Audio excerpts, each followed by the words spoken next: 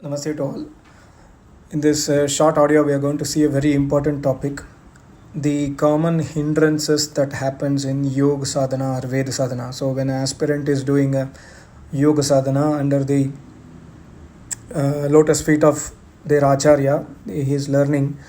So, what are the hindrances that will happen to him? And this has been beautifully described by my acharya in his commentaries of Yoga Patanjali Yoga Darshanam from the Sutra Samadhipad number 30 of Patanjali Sutra. So my Acharya has written this book in Hindi. I am trying to explain to you in short in English. The sutra goes like this: Vyadi Satyan Sanchaya Pramadalasaya Viratti Bhranti Darshanam Labda Bhumikatvana Vastitatvani Chitta Vikshepas Te Antarayah. So there are 9 hindrances that is mentioned in this sutra. I will explain to you in short these 9 hindrances. The first one is Vyadi. Vyadi means the diseases that is happening in our body, mainly because of the deficiency of vitamins or minerals or protein or fiber, etc. So we get body aches or other diseases. This is a first hindrance which is not allowing us to do the Vedic worship or yogic sadhana. The reason why the hindrances are to be known, my Acharya beautifully says, unless you have the knowledge of darkness, you cannot have an understanding of light. So similarly, unless you understand the hindrances that is happening in the Vedic worship, you will not know how to overcome it. So whenever there are hindrances, you have to understand this is due to this and this is how it has to be overcome. For example, if there is a vitamin deficiency, mineral deficiency, the first primary kartavya or primary activity what we have to do is to go to doctor, do the testing and also take medicines or tablets for overcoming those kind of deficiencies. So this is called as Vyadi. The next one is Satyan. Satyan mean unable to do the pious deeds or the deeds such as worship, etc. due to laziness. This is called as Satyan. The third one is Shanshaya. Shanshaya means this is the situation or the status of the mind or our mental status that we have the doubt whether are we doing the right worship, whether our acharya is a right person or not, whether this path is right or wrong, other people are following other path, whether that could be right. So this kind of doubts that is arising in our mind is called as Sanshaya, and this also does not allow the aspirant to do Vedic sadhana. So we have to be very clear and we have to have very close contact with our acharya to understand why this path is the only right path and why the other paths are not right path. We have to do our own kind of research to understand that this is the right path and come to the conclusion. And my acharya always speaks about one Yajurveda mantra that after asking question answers, after analyzing, after researching, you have found that Vedic path is the only right path, then you have to be solid, stable in that path.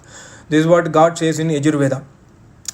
And the next one is Pramad. Pramad is also a kind of, let's say, laziness, but this is like we are unable to take time. We are very busy in our materialistic world. We are unable to spend time or take time to understand or study the scriptures or follow what Acharya says, and then unable to do the worship of Almighty God or Yoga Sadhana. This is called as Pramad. That we are not showing, we are having lack of interest, and my Acharya says most of the whole world is indulged in Pramad. They don't have time for Almighty God, and that is the problem. The next one is Alasya. Alasya means laziness, and this laziness is due to the heaviness of our body, heaviness of our mind, etc. We are not able to do the worship of Almighty God and Yoga Sadhana. This is called as Alasya. And next one is Avirati. Avirati means we are having lot of attraction towards the materialistic articles. That means our mind is always wandering in the materialistic articles and we are unable to focus our attention inwards or the sadhana what our acharyas teaches us, that we are unable to do. This is called as Avirati. Basically the problem today is most of the people do not have a right acharya. They follow their own man-made paths and they have their own acharyas who are self-declared masters. Today that is the situation, but even if somebody has a right acharya, the great yogi as a acharya, then also these are the hindrances that happens in every sadhak's life. And the next one is Bhranti Darshanam, which is the seventh one. Bhranti darshan means to understand. It's like a misunderstanding. That is to understand that wrong as a right, or understanding ignorance as knowledge, or understanding attachment as detachment. So whatever is having we have a misunderstanding. Okay, we are doing something wrong, but we have an understanding that this is right. For example, temple worship is fundamentally wrong thing, but we understand that it is right thing. It is very pious deed to go to temple and give money to the priest and then do abhisheka, aradhana, archana, etc. to the idol is a wrong thing, but we think that it is right thing.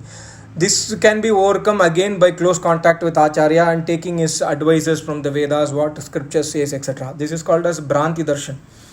And the next one, eighth one, is Alabdha Bhumikatva. Here, after doing the Yoga Sadhana and the Vedic worship for many, many years, that the aspirant is unable to achieve any success in the Yoga Sadhana. He is not able to find any kind of, message inside him that this is the right, we are having this kind of accomplishment inside us there is some changes happening. So if we are not having any result of the worship, then we leave that path, or we decide that okay, let's not do this, let's not focus in this. So this is also my Acharya always says that you should never leave the worship. Do not see the result. The result will happen at one point of time automatically, because the result is always awarded by Almighty God. We cannot control the result, but we have to do our deeds of worship. So do not expect the result. It will definitely happen once we are in the Vedic path, and we should not worry about that we are not able to see any good signs in our sadhana, etc.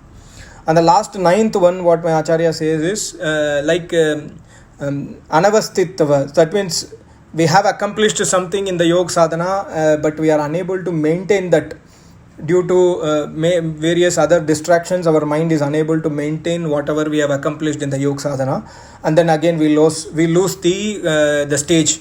So this is the ninth one. So my Acharya says that by knowing the hindrances, carefully analyzing our day-to-day activity and then comparing with these kind of hindrances, then we have to keep close contact with Acharya. But if somebody does not have an Acharya, we have to search for an Acharya. First of all, having an Acharya is the primary thing, that without Acharya we cannot worship Almighty God. We cannot do Yoga Sadhana. We cannot do Vedic worship.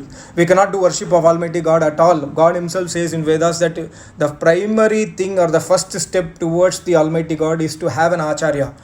So after having an Acharya, these are the hindrances that may happen, and that is very practical. Everyone, I am sure if you are a Vedic sadhak or a yogi, Ashtanga Yoga sadhak, then you will understand these are the hindrances. These are very practical thing. Even I have experienced and I am experiencing.